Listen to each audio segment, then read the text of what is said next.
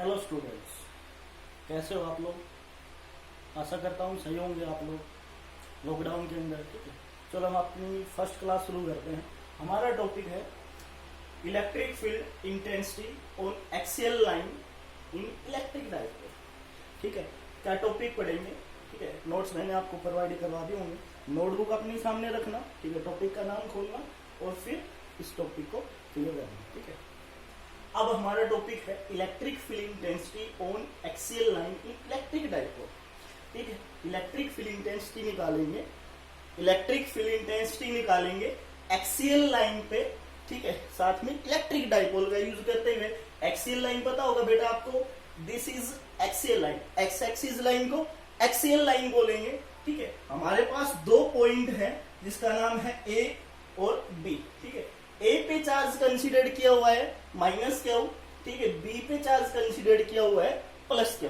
ठीक है, ए और बी के बीच की जो सेपरेशन डिस्टेंस है, इक्वल चार्ज है, एक माइनस है और एक पॉजिटिव चार्ज। ठीक है, अब उनके बीच की जो सेपरेशन डिस्टेंस है वो क्या है, 2a है। ठीक है, और ओ ए बी का क्या है, ओरिजिन है।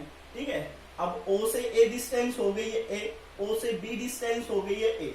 ठीक है, टोटल क्या हो गई 2a।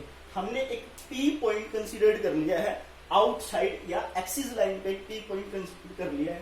ठीक है, इसको पढ़ने से पहले हमें दो बातें पता होनी चाहिए। एक तो कूलम्ब्स लॉ क्या होता है, उसका फॉर्मूला क्या था बेटा, मैंने आपको बताया था क्लास के दौरान कि F इजकल टू 1/4πε नोट, और दो चार्जेस होते हैं जी, Q1 मान लो, Q2 मान लो जी, Q मान लो और एक Q नोट टेस्ट चार्ज मान लो। ठीक है, अपॉन आर स्क्वायर।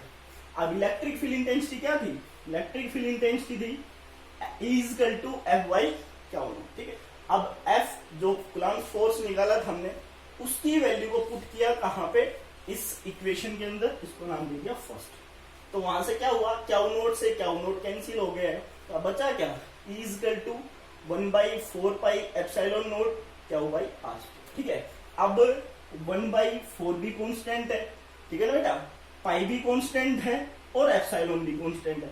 एप्सिलॉन की वैल्यू क्या थी भाई, 85 इंटू में 10⁻12।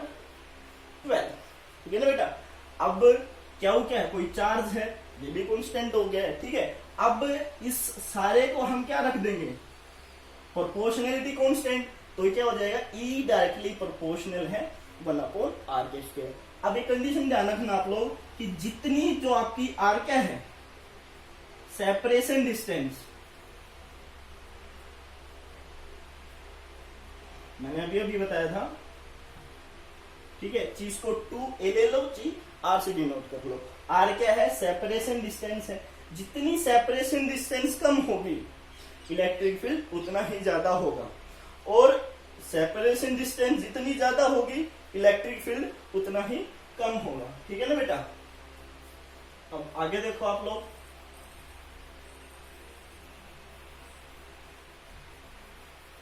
देखो अब डायग्राम में फिर से आते हैं।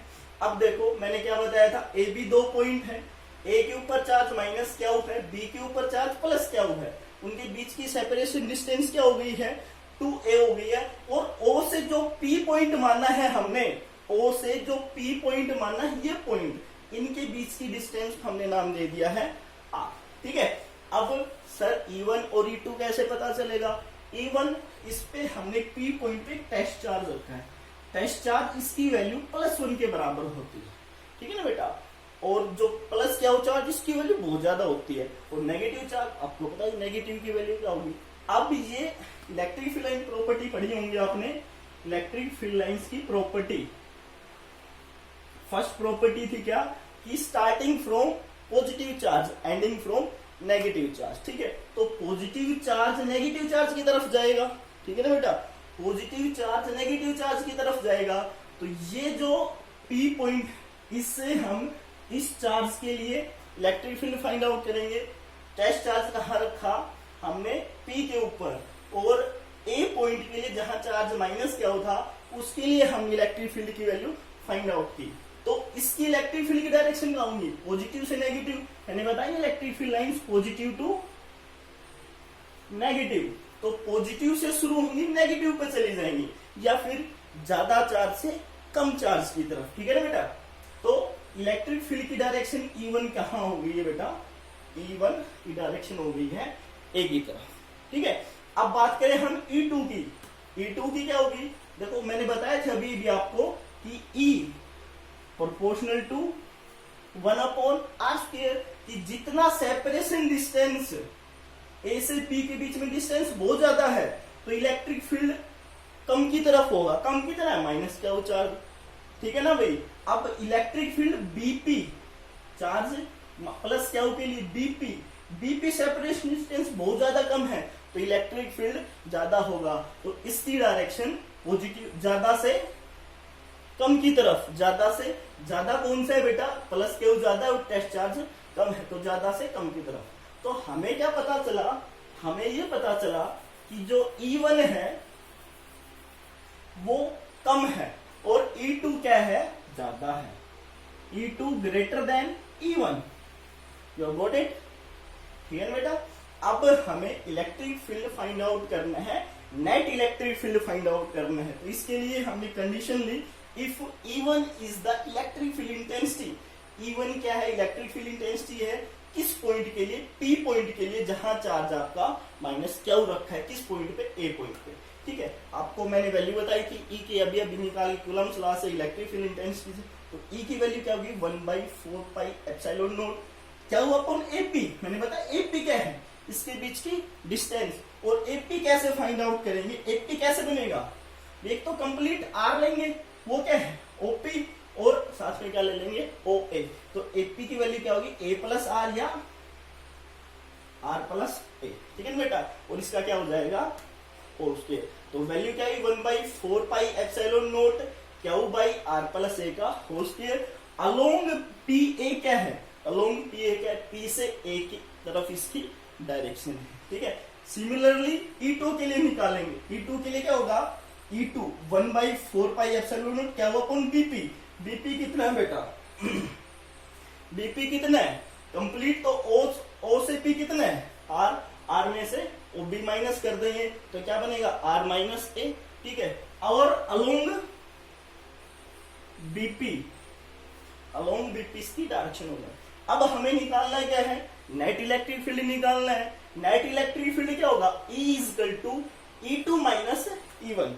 E2 की वैल्यू भी बेटा आपके पास और E1 की भी वैल्यू है, दोनों की वैल्यू पुट की 1/4πε0 Q by R minus A का whole square minus of 1/4πε0 Q by R plus A का होल स्क्वायर। अब बेटा इन दोनों टर्म्स में से कॉमन क्या है, कॉमन क्या है क्यू बाई 4πε0। ठीक है ना, क्यू बाई 4πε0। तो बचा क्या 1/R माइनस A का whole square minus of 1/R plus A का होल स्क्वायर। ठीक है ना बेटा। ठीक है। अब हमने क्या किया, R माइनस A का whole square R plus A का होल स्क्वायर आपने पढ़ा होगा, मैंने इनको एलसीएम ले लिया। ठीक है। एलसीएम क्या है, R प्लस A का whole square R minus A का होल स्क्वायर। ठीक है। अब हमारे पास ऊपर क्या बचेगा, जहां 1/R माइनस A का होल स्क्वायर था उसके ऊपर क्या बचा R प्लस A का whole square minus of R minus A का। बेसिक टर्म्स है, एलसीएम लेना आता होगा आप लोगों को। ठीक है। फिर मैंने क्या किया, नेक्स्ट स्टेप में equal to Q upon 4πε0 R plus A का होल स्क्वायर खोल दिया। बेटा पता होगा ना फॉर्मूला, A प्लस B का फॉर्मूला, A प्लस B का होल स्क्वायर का फॉर्मूला, सॉरी बेटा। ठीक है। A square plus B square plus of 2AB, और माइनस का करना हो तो यहाँ माइनस और फिर यहाँ माइनस। ठीक है। अब फॉर्मूला खोल दिया, R square plus A square plus 2AR। अब बाहर माइनस था, मैंने सीधा अंदर मल्टीप्लाई कर दिया है। जैसे ये होता, ये प्लस होता और ये माइनस होता, होल स्क्वायर खोलते तब ये फॉर्मूला होता है। ठीक है बेटा। अब मैंने डायरेक्ट क्या किया है, इसको माइनस कर दिया है और इसको प्लस कर दिया है। तो R स्क्वायर से R square cancel, A square से A स्क्वायर कैंसिल, और ये क्या हो गया बेटा 4AR। ठीक है। तो E की नेट इलेक्ट्रिक फील्ड क्या है, क्यू बाई 4πε0। ठीक है बेटा। तो 4AR R square minus A square, हमने ये फॉर्मूला लगा लिया। फॉर्मूला था ना आपके पास, अगर A प्लस B हो, A माइनस B हो तो क्या बनेगा A square minus B square. ठीक है ना बेटा। अब हमने पढ़ा था कि इलेक्ट्रिक डाइपोल मूवमेंट क्या होता है सर। इलेक्ट्रिक डाइपोल मूवमेंट क्या, प्रोडक्ट ऑफ चार्ज इनटू में सेपरेशन डिस्टेंस, मैंने यहां भी बताया है सेपरेशन डिस्टेंस वो क्या होगा P, इलेक्ट्रिक डाइपोल मूवमेंट। ठीक है, अब क्यू, ठीक है, और 4a था उसको मैंने कैसे तोड़ लिया 2a, ठीक है ना बेटा, और इंटू में 2r, क्यू इंटू में 2a क्या होगा P, ठीक है, वो P लिख दिया मैंने, 2a लिख दिया और r लिख दिया। ठीक है बेटा, ये आपका नेट क्या है इलेक्ट्रिक फील्ड इंटेंसिटी और एक्सियल लाइन पे क्या is equal to 2pr upon 4πε0 r square minus a square का होल स्क्वायर। अब एक केस पढ़ते हैं, अगर r की वैल्यू बहुत ज्यादा हो किससे a से, तो कोई चीज की वैल्यू बिल्कुल स्मॉल हो गई, a की वैल्यू हमारे पास बिल्कुल स्मॉल, तो a स्क्वायर को हम नेग्लेक्ट कर देंगे, मीन्स हटा देंगे यहां से। ठीक है, तो हमारे पास क्या बचेगा बेटा इज इक्वल टू 2pr 4πε0 और r की पावर 2 थी और बाहर 2 थी, टोटल क्या हो गई है 4 हो गई है, तो इज इक्वल टू 2pr, एक r से r क्या बचा 2p अपॉन 4πε0 r। अगर बेटा डाउट हो, कोई कंफ्यूजन लगे, ठीक है।